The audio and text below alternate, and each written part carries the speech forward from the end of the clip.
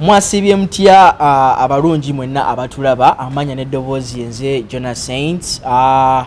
mwebali ate ejo gye mwakeezezzaako engalo ate nate mbaniriza nnyo ku mukutu gwaffe guno ogwa Tindi Files gwone akatoyo nga kugendera ddala maaso n'okuba nga ate osubscribinga ate osobola okuba nga ofuna ebyakabi n'ebyenjawulo bye tuba tukuteereddeyo. Weewaawo olunaku olwaleero negatiddwako muganda wange UG Vibes Extra zavugiddewa UG Extra Media zavugiddewa manyiza buli kaseera mba mu vibe. Okay, n'olw'ensonga eyo olunaku olwaleero tugenda kuba tetubaako ebintu ebyenjawulo bye tunyumyamukko ebigendedde ddala maaso n'okuba nga ate bitrendinga ku TikTok. Nga n'ensonga enkulu ey'olunaku olwaleero yeya mwana mulenzi Pressure 247 UG Vibe UG Extra Media zavugiddewo n'onsonyiwa muganda wange akagambo kankwatiramu wali okuba nga ate atuwa full details na biki ebikwata ku mwana ono yo why yakwatiddwa akolaki yasangiddwa ali kuki byonna birindirire tuula kalira ate tukusabulira emboozi. Okay, n'olw'ensonga eyo buuza kuba tulaba tweyongerera abalungi abatulaba tuli ku Tindi Files nga wano wokka ye channel oba gwe mukutu osobola okujja ekintu ekituufu n'abantu abatuufu nga tebekubidde side ate era nga tebena side kwe bali bagise Tindi Files. Just subscribe, like, comment tujja kuba tukuddamu sharinga wonna wooli. Ndire muganda wange bamuta Jonathan ne UG Extra Media ku kamera waliyo omusajja w'amaanyi tuli mbalaga wande. Lawrence big up my brother, maximum respect. Okay my brother. Okay, ensonga ekuleseza olunaku olwaleero ye TikTok munnamwe Pressure 247 asaanikidde abotikidde ali buli wamu. Ensonga eno ey'abaana okubanga ate bakozesa bubi emikutu gino gimugatta abantu nga boolesa obukyayi bavuma content atali gamba nti oba ayina ekintu oba ensonga endala gyayongerako eggwanga ojogerako ki nga ate gwomu kubali mu nteeko eziraba nga ate zirambika TikTok oba okutwala TikTok awamu. Okay, bana yina twala omukisa guno okubategeeza nti TikTok eyo yatuwa ebbeetu nga buli muntu yeetuzaamu kamera asobola okwogera ekintu kyayagadde naye ate waliwo kibayita obuntu bulamu ompulira Jona era waliwo ekintu kyotasobola kukola gwe obaamu obuntu bulamu okugeza waliwo ebintu byosobola okwerekereza Jona nze naawe tulina ebintu byosobola kukola byemmanyi nti kino kyo ne baleeta Jona aba teyakikoze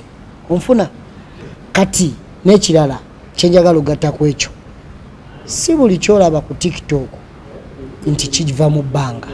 Ebintu ebimu bibaako omusingi wansi oluvannyuma ne bibuuminga. Oyinza okuŋŋamba nti ekintu ekyo tekibaddeko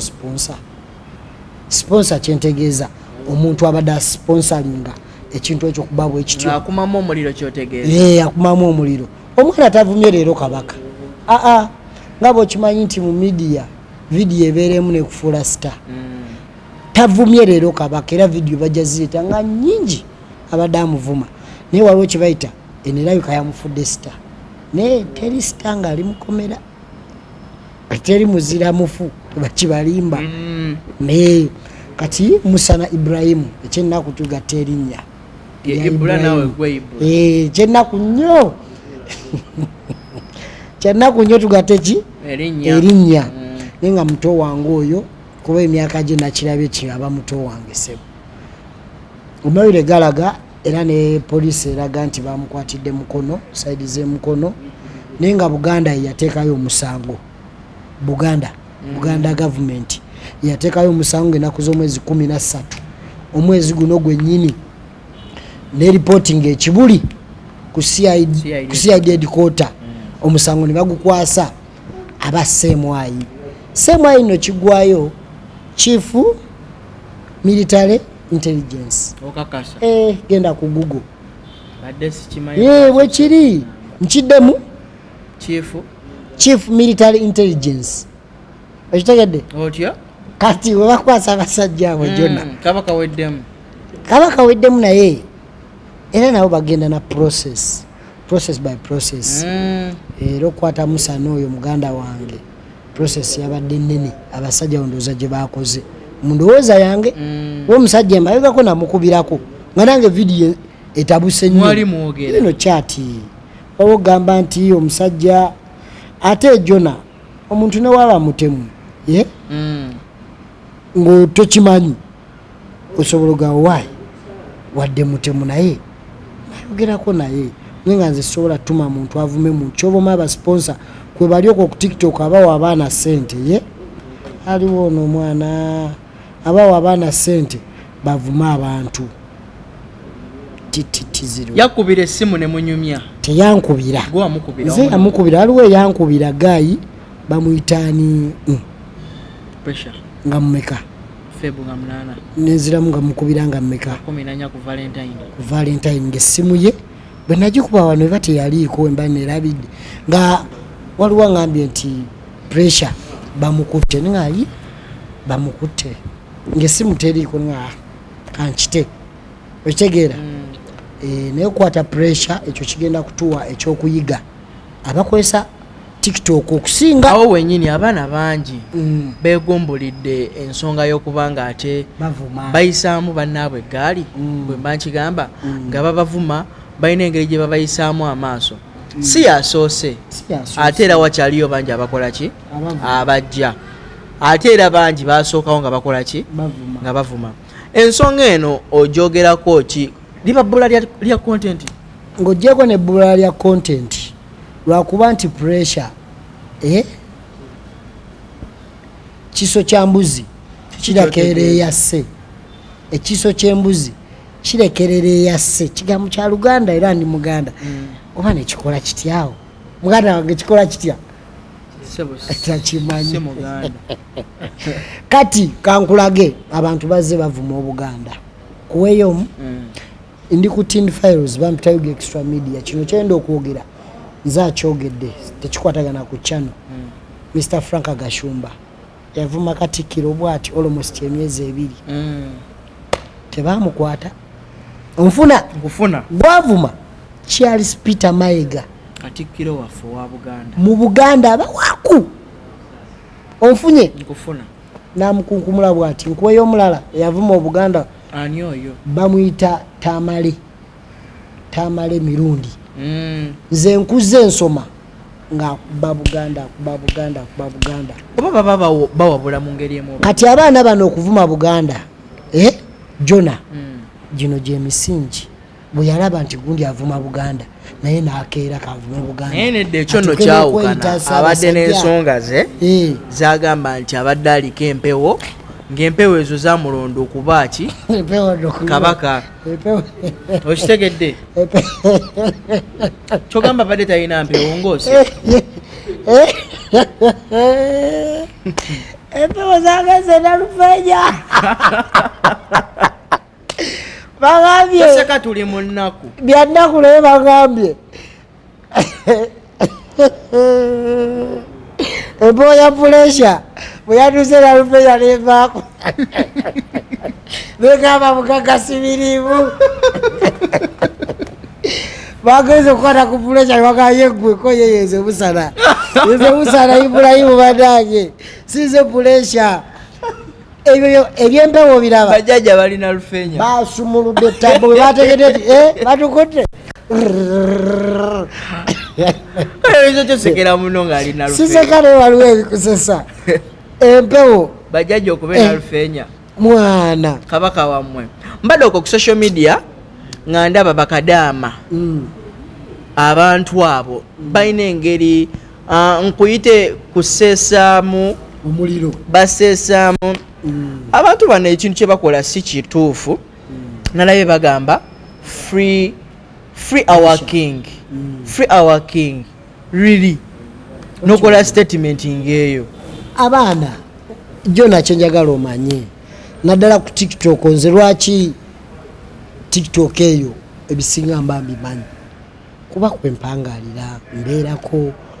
okusinga kwemanyikiddwa kati omwana ali mu kiyumba ekimuwa emirembe kyawandiika 3 hours Ssaabasajja pressure 3 hours Muwenda pressure okitegeera kati ezo comment zo zijja bbaawo era ziribaawo onfuna naye kukwatibwa kwa pressure ko kwaleese entiisa ku baana abavuma kuba pressure abadde alina ne watuka n'agamba nze majje ge gajja okunkwata ate kyabadde kuba seemwayi chief military intelligence ekigambo kino military ne ku police tekiriyo wakasitogenda ku military kitegeeza ekintu kyo kiri beyond ku kyabalalo kitegeera kati amagye gaba gegamukutte kitegeeza nti kyeyasaba yakifunye omanyi katonda kyomusaba kyokola ki kyofuna naye tolowooza nti pressure abadde tebamubuulirira adafuna okubuulirira okwenjawulo adde bamubuulirira gwolowooza osobola obba mukwano gwange nenkola ekikyamu nensirika nokola ekyokubiri nosirika nokola ekyokusatu no ekitegeeza nawe obadde omubuulira mu ngeri emu oba endala saagala limba nsi pressure olunaku lumu oba nayo kola comment emu yampa yagamba mbu zimanga ndinga teepu ezasookawo akuba naye nga Justino nze ebyo nabimanyiira era saanyiga Justino namanya nti muntu waffe naye ku luno yasusiza wakoma jo nagenda kuwa family mwena abandaba ku tin files family zibatavuma nzikuwe nenga kyovuma jona nkuwa family wano mu Uganda zibatavuma nga bwozivuma ebintu bibe ebyo onfuna nange nteekamu kuba sivumwa wuliriza bino ebintu bye mbagamba abandaba ku tin files bampitayo extra media zavugiddewa wano zino family zengendo bamenyera wakasita ozivuma ebintu bibe ebyo okusiba oba okugenda ku kisembayo Gwanda balowooza ekisembayo kyeki tandika esooka eya president wa Uganda musemateeka wa Uganda eyakolebwa mulimu akawaayiro nga president okumunyiza obunyiza musango ekyo badde okimanyi buliriza abatulaba ku tin files musemateeka wa Uganda okunyiza president guba musango naye abantu nga babanyiza ngenkeera nedda maama tananyiga tananyiga abantu nga babanyiza ngenkeera aina passport yakutwala oyo nange banyiza naye ate situkanga ate nkugambye musemateeka wa Uganda genda onoonyereze mulimu akawaayiro ng'okunyiza omukulembeze w'eggwanga musango yakasomako naye sikakkiriza family esookebwako etavumwa mu Uganda ng'era ogivuma ekuleka bulesi lega genda tolina nnyo kyamakulu nekuleka jjona ebyaddala nekuleka yeyo family esookebwako gyebayita first family ya president wa Uganda nenga kyobuvuma nkugamba endala okuvuma omuntu osobola atakuliiridde emmere jona atakusulidde osula atakugyeko bibyo ebyo nosobola okubyogera naye nga we nakugambye nti ewali omukati wabula muliro abo abaana waliwo abasaponsalinga okuvuma abantu nzakubuulira ate byekugamba tekijja buzzi naawe omuntu ova mu bbanga nakuvuma jonaze nga tebanakuvuma wali olabyo tiktok avudde mu bbanga nakuvuma far from nowhere kitegeeza nti waliwo omuntu asaponsalinga abantu okuvuma abantu nkuwa family eyokubiri sebo eyokubiri ye pressure zombi bbiri yazivuma esoose yagivuma n'amala n'avuma nene eyokubiri eyo yamutute yamuguddeko emisango eya Ssaabasajja Ronald Kimera Muteesa tu ayi Ssaabasajja agundegunde Ssaabasajja Kabaka bulijjo oli Muganda nze Sembatya Ibrahim neddira ngonge ewa Kabaka mba mukomazi buli wolaba ogwo nga lwambadde mumanya ze yalukoze kawewe ebitiibwa jona tulati weddira nte tosukawo ojona oli waki kweye nyindo etegeza byo bine byekima alireke banange buli olaba kabaka ng'omanya omukomazi nagimaze kati ezo family bbiri eyokusatu kanzikuwa etaano zonna okakana omutima eyokusatu nga yo bw'obavuma waliwo kye kireeta mu ggwanga kisobola noleeta chaos kwe kuleeta tribalism okugeza nti ono Munyankole ono Muganda tetulina kukwatagana ekyo jjona kasitanga okituukako mu mutima gwo gwe manyi otuuse okutta Muganda wakulya emabega jjona tuyinza okuba tuli wano nga maama wange ye maama wo okitegedde waffe tulabika buli tuli basajja balungi ekyo siba kikuga tuli bakabi otegeera kati ekyo tribalism kasita okiraba awo kubawo tooki era togendawo ebyo bisatu kale nkuwa ebintu by'oyinza olumba ensi n'ekyankalana ekiddirira ekisembayo amadiini gakubisa ddala nze nalabako omuntu yagamba abasiraamu ebiseera ebyo nali mutotomu tulumbe guli omuzikiti gwawali ewa Gaddafi gwe yazimba yasigala waka awumule emirembe sheeke wange yasigala waka ne tulumba bakuba fembo poliisi yakubafe yasigala waka amadiini ako kasita gatandika olwana ng'omanya nti embeera mu ggwanga ejja akasembayo be bakulu b'amadiini ojjeku bano bapasita abayaaye naye abakulu b'amadiini okugeza Catholic be bakatuliki sorry muganda we Catholic be bakatuliki abakatuliki abo balaba baweebwa nnyo ekitiibwa naye kati tutuse ku ddaala ng'omwana akwata kamera avuma akulira obukatuliki avuma akulira obusiraamu va ku bapasita bano bangi bo kuba bapasita nange nkyakeera ku maca nga nabo balina abakulira naye babalwana kasitola apasita nga gwalabyeyo omukatuliki alwanisa bishopu okimanyi nti waliyo bishopu gwenkuze mpulira ate sitiru akyali mulamu kalidinaali Wamala Nsubuga towamuwulirako gyali kati oyo beba abantu nga bali mu grade nga kasita osukka beta perimeters n'ogenda awo oba oleetedde eggwanga obuzibu era ntwala omukisa guno okwebaza ab'ebitongole byonna ebyokwerinda okubanga mwavudde ne mukwasaganya ensonga za pressure wabula era nsaba gavumenti nti si asoose okuvuma asonyibwe era si yasembyeyo okuvuma waliwo emirandiro egyatandika okuvuma bwemuba mukwata najyo mugikwate ne bano bennyini basponsa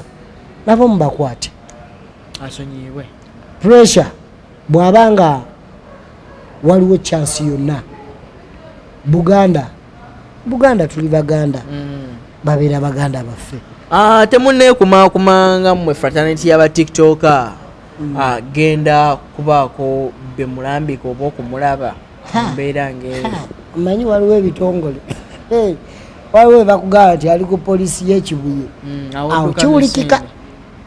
ali ku poliisi y'e Nateete kiwulikika anti kati mwe muli babe mulinga family ye you are part of him TikTok fraternity biki waliwo keesi mu bulamu nga n'okulaba omusibe naawe kikusibya okugeza nti alikireka ali ku poliisi y'eki bayo bakireka ki nkuwembula ekireka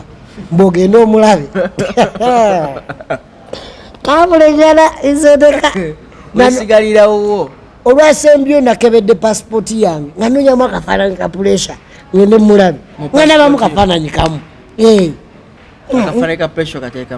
nanti nkanoonya ndaba pasipoti batulimu babiri ngende baba ndimuzekka olaba oba omufaanana ngambwa bayinza okugamba nti ofaananya omusibe sinaga kubwa jjona naye nga ntwala omukisa guno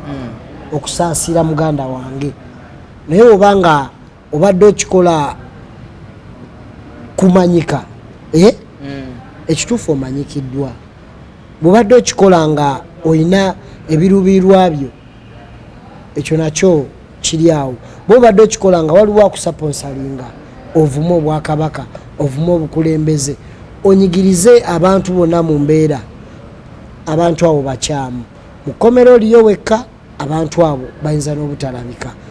kikuwa ekyokuyiga baganda bange mwenna abali eyo okuvuma abantu kikyamu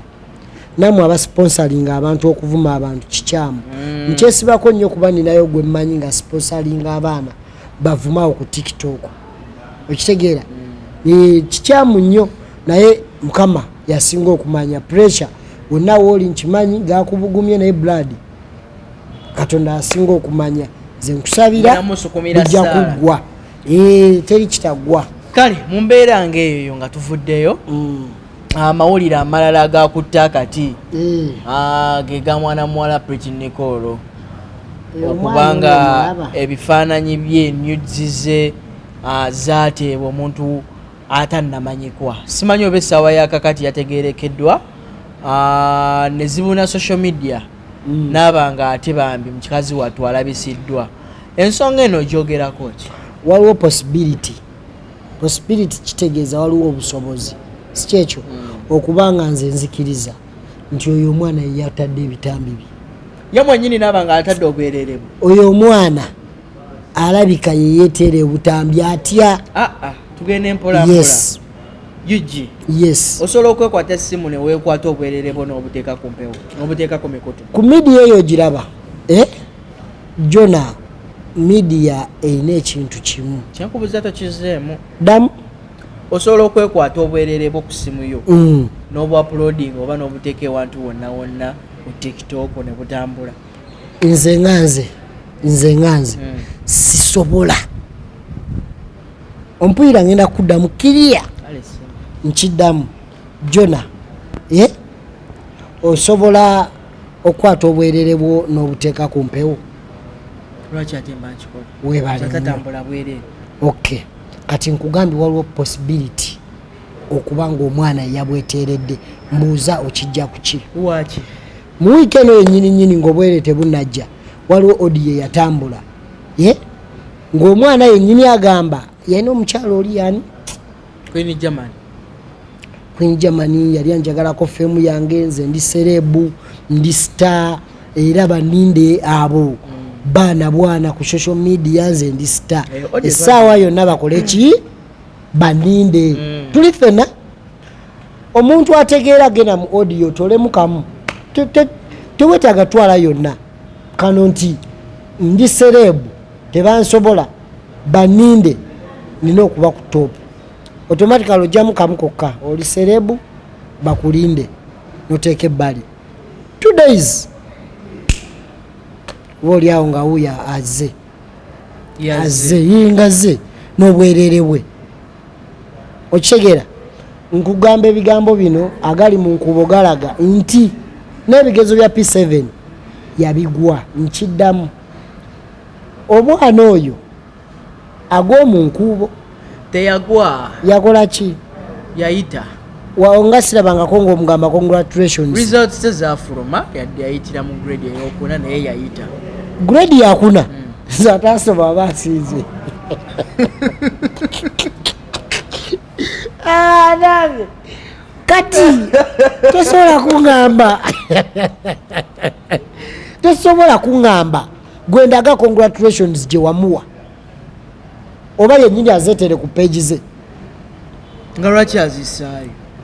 kati jjo n'omuntu asomye obulungi n'amawulire ga Uganda wano gakuwandiikako ng'oli waka mu nju eri ewammwe mu kyalo enakapiripiriiti era naye yayita kuba amawulire gamuwandiikako mukazi wattu alabikawo yalaba rizaati ze n'agamba ezo rizaati za ticca si ze zange oyo omwana wammwe namwaleka yatere bwerere bwe yayetera obwereere nenamwe abasajja tukisusizzaamu sijja kwejjamu tukisusizzaamu kituba tusaba abaana ab'obuwala ebifaananyi byabwe nga bali bwereere lwaki baba babiweereza omusajja kasita akusaba ekintu kyekyobwereere obutonde bwo naawe mugambe hani ofaayo bwonsindikira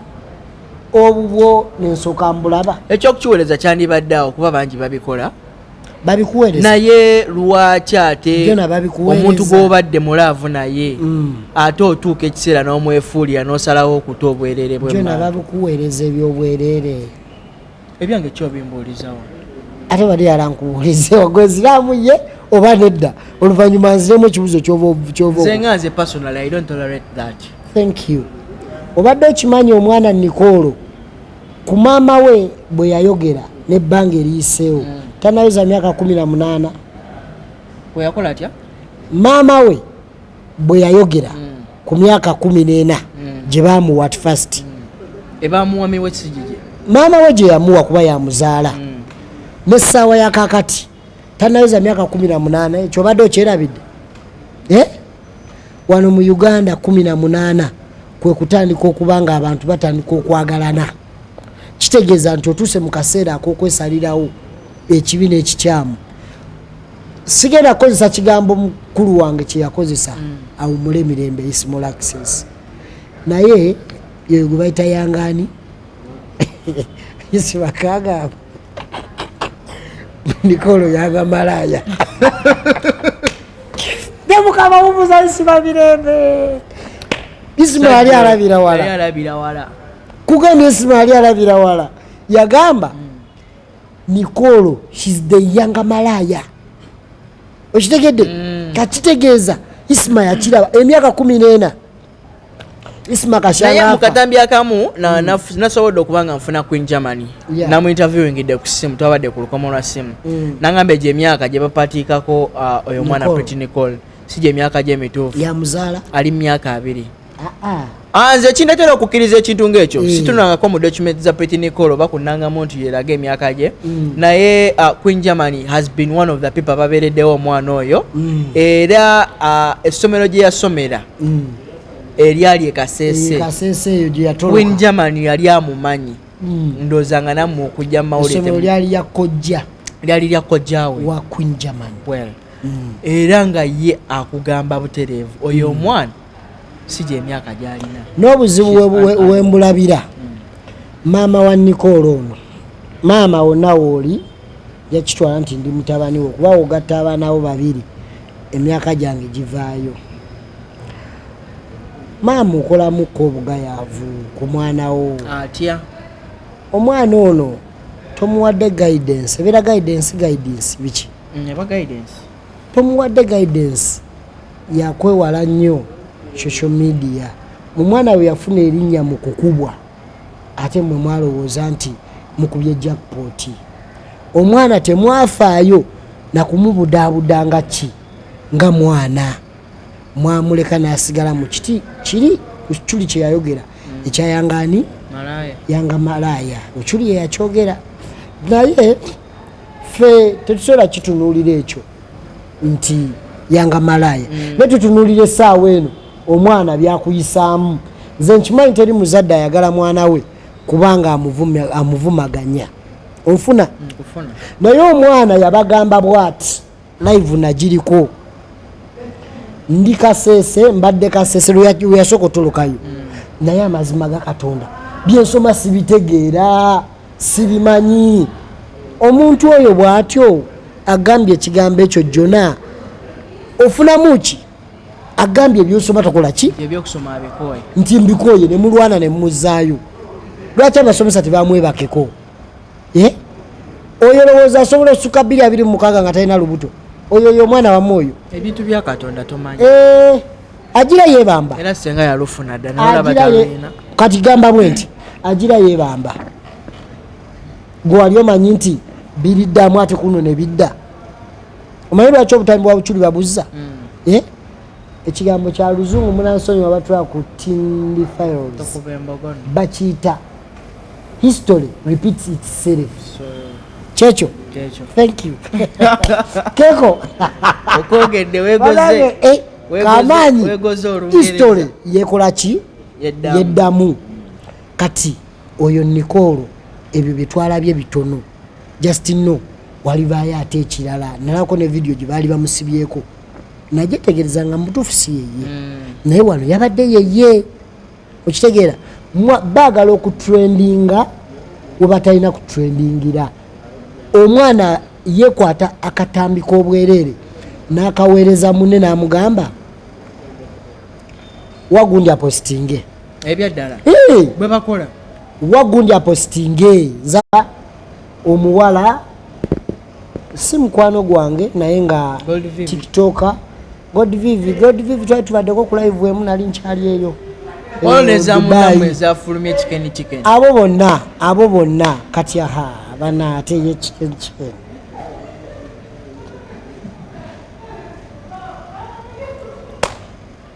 tokaba ekinnuma ku chicken naye kabisooka tumalize Nikolo baaba kale tontwala ku chicken Nikolo aba lwaki ekyana ekyo nange ndayira ddala kiyanga malaaya kirina omubiri kirina omubiri ngaobude kale bubyonna kale eriyo tatubifudde kyabala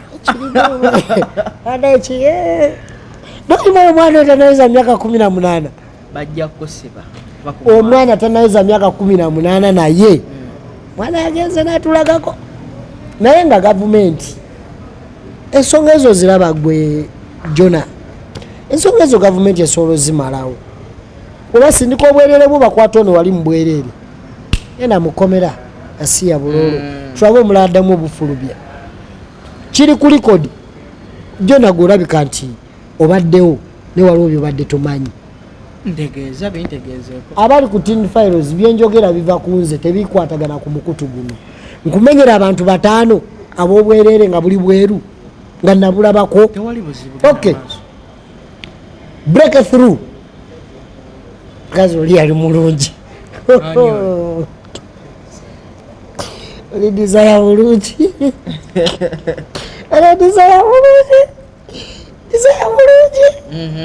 kati olaba ebyo tebirivaawo mu history kati nange kinnuma kuba nkimanyi desire n'omwana omukulu owulira ng'agamba nti maama ali yeyambuddeko kati bano abato bannikolo kye batamanyi nti abaana baabwe bagenda kujja obwerere bwabwe tebuvaawo onfuna Jona tebuvaawo kati essaawa eno nkuwa kyakulabira ku desire wayise emyaka nga 10 still tukyali ku desire kabaka Sindi yennyini Sindi president wa Uganda Music Association tebulivaawo nkumenyera nabo obwerere ddala baba noono Sindi bakuzaala mwaka anze ni mukulumu otandise okuddaga emyaka gy'omulala bampe bonna katwali gwe bata Martha muwala munyarwanda bwati Mathake banange mulungi oyo naye ali awo kati tubabala nga bwe bayita balitayadi kati ebyo byenjogera biseko emyaka 10 kitegeeza waliwo ebintu mu bulamu ebitagenda kuvaawo onfuna muganda wange ani omulala awo gwe nerabidde kati ate kikwewuunyisa badi bulaka taliimu mwabo gwe walirabye alina okubaamu taliimu bwenzijukira obulungi simulabamu kati n'abalalamu abali eyo mwegattire okwo ne bannammwe waliyo muwala wange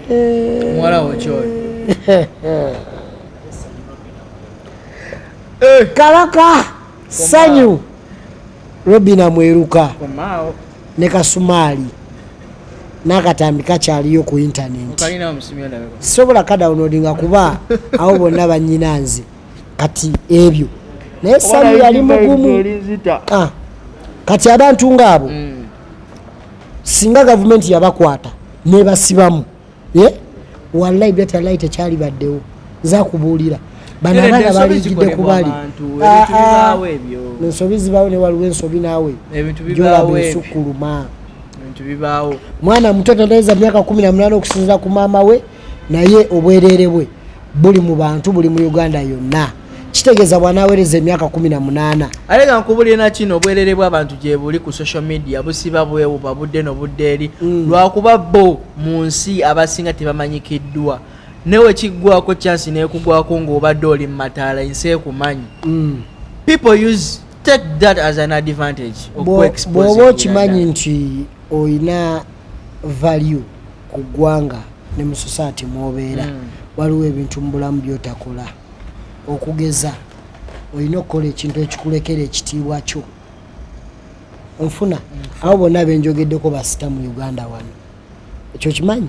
kakitegeeza star alina okukuuma ekitiibwa kya star. Kizibu nnyo owulira nti obwerere bwa bebekulu buli wali, ontegedde, yeeteeka mu kitiibwa ky'obwa star. Onfuna nti ne waaba yasangayo omuntu yayogera ebyaliyo naye nga ye tabinyezeeko, ekyo kye bayita star superstar. Kamili omulaba ndi wakavuyo ne waliwo lingi mootamusanga. Onfuna Robert Kyagulanyi Ssentamu waliwo ebintu byotayinza kumuwuliramu. Kati abo babayita nti abantu babeera mu layini entuufu ey'abasita. Naye basita bano abakazi bakola nnyo ebintu ebigezaako ate okubassa. Ate kizibu nnyo osanga sita omukazi w'emyaka giri nti Irene Namatovu nti Catherine Kusaasira kikeni nange ebitundu bye nabirabye ebyekyama. Nalabye kali nga atakula akabina muganda wange oyo, nendaba kali nga bamuweeweeta muganda wange, naye ebyo byonna bigenda kostinga bulamu bwe era bikostinga ye ng'omuntu. Ebitundu byekyama tebabitako olwo. Batulaba ku team files, ebitundu byekyama tebabitako olwo. Omuntu aba yabita dda okuva we yabikolera. Ndabyeko ne vidiyo ng'agamba nti babasasula $5,000. Ezo vidiyo yakola 5. Ebyaddala nga buli omu yakome. Simanyi naye vidiyo eri bwetyo. Ng'olwani abasasula? Simanyi. Kati awo ka gavumenti weeyingirira omanyi kamera eno erimba. Nobeera ku live noyogera ebintu ebityo ebyo. Oyo muto wange. Naye gw'ogamba otya nti batusasula. Gavumenti tejja nekutwala paka n'ogibalaga eyakusasula okweyambula. Kakino kye mbagamba nti ojja kwagala okuyitawo amangu ate okomekereze ng'oyiseewo na sipiidi. Nkufuna ekyo kyokka nze soogera kigambo oli kyatayogedde. Bw'oŋŋamba nti baakuwa $5,000 agambye mukazi. Okay. CID edikooti ejja kujja ekwate kiti tulaga omukazi eyakuwa $5,000 okweyambula. Onfuna kuba okweyambula kive walayi, kive ebyaddala, kive ate fe abasajja kive nnyo. Ng'okakasa nti kive weeyambule oyite wali akaana akato ng'oli musajja gwe odduke bwoti nekoko zennyini zigamba wuyadduse n'ensigo zaffe ne wuyadduse nazo. Etegeera walayi sibalimba. Kati omuntu weeyambula ate olumu waliwo ensobi ejja nga teweetaaga kugiteesaako nga weetaaga ekintu kimu silent. Abaana bano mbabuulirire. Oyo muganda wange naye ekyo nange kyankutteko. Waliwo omuntu kale nga okimanyi nti muntu ng'owulira ne waaliyogedde ekintu ekiyamba eggwanga ate ye kijja mukosa. Naye ati kyokigamba abaana abajja generation yaffe. Generation nti gw'olina generation yo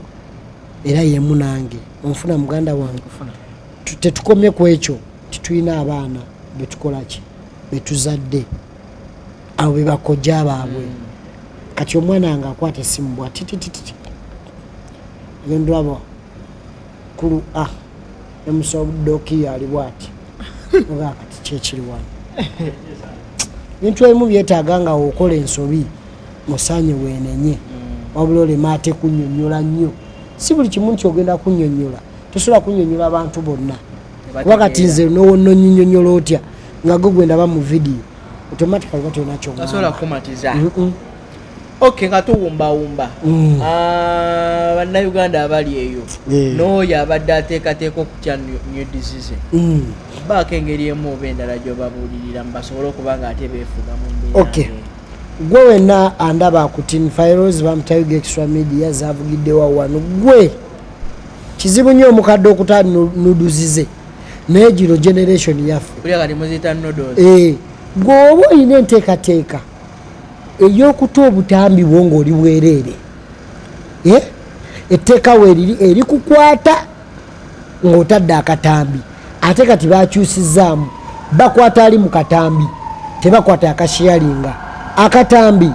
katandikira kuggwe akakoze ne kagenda kugokaweereza tuli fena manya nti ogenda kuta akatambi naye ogenda kateera luzira kigo kitalya gattako nekabasanda gavumenti etaddewo enteekateeka ey'okukwata buli akozesa social media mu mbeera embi ennyo ovuma abantu okola obusolosolo ebyo ebyakatambi ate kossa okuwemula awo just no byonna gye kinaggwera tugenda kukomekerezebwa mu makomera kale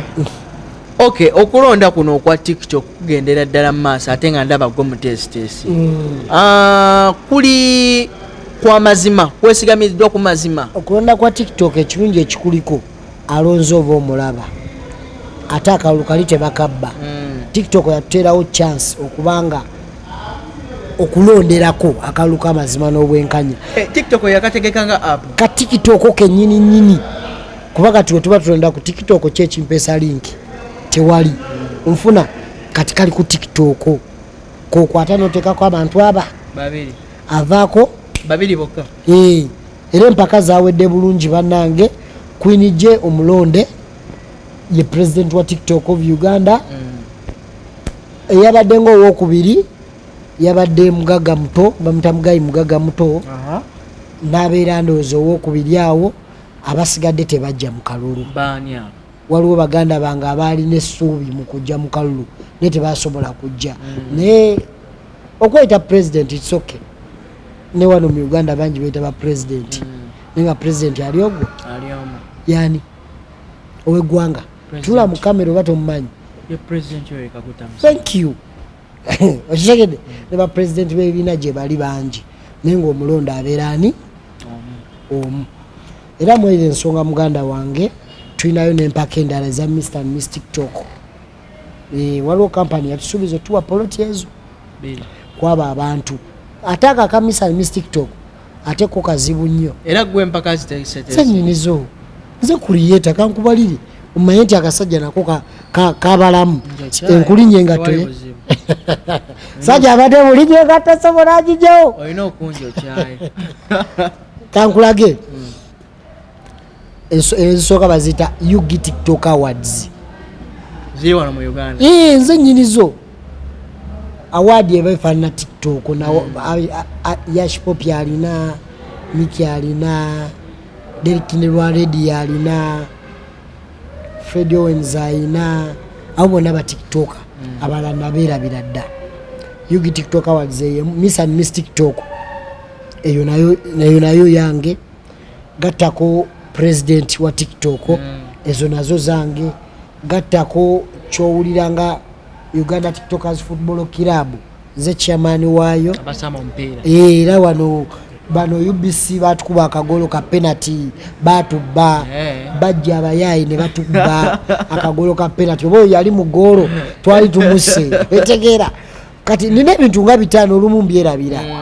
ebyo nange mwentambulira okubanga mbeera mu society y'abantu nti nsobola okubira TikToker yenna nampuliriza kuba nti I respect ampa respect nange muwe ekitiibwa kye that's why nti ne bwentegeka abaana obalaba nga bakyejjumbira okay mu mbeera ng'eyo siibula abatulaba ate twoleke okubanga ate tufuna abalungi abatulaba ku Team Files mwebale nnyo mwebale kutuwa budde bwa mwebale kutulaba likinga subscribe share and comment when you comment tuddamu ekyo ekintu ekyo ng'aba Team Files ne tukitunulamu weba ensobi tugitereeza bwe kiba kituufu tweyongera ate ku kituufu bamutego extra media zavugiddewa wano okay mu mbeera ng'eyo mwebale mwenna ate okuva gye tutandikidde paka wano wetutuuse nyongera okubategeeza nti gwe wenna alina obubaka bw'oyagala okuba nga ate otutuusaako gendera ddala maaso n'okuba nga ate otusuulirayo ka comment mu comment section n'ennamba zaffe ez'essimu weziri awo ku screen zaffe wammanga ozikuba butereevu oba otufunye ffe aba Tindi Files anyways ngenda kuba ate nkoma wano eno nze Jonas Saint mbeere bulungi mweraba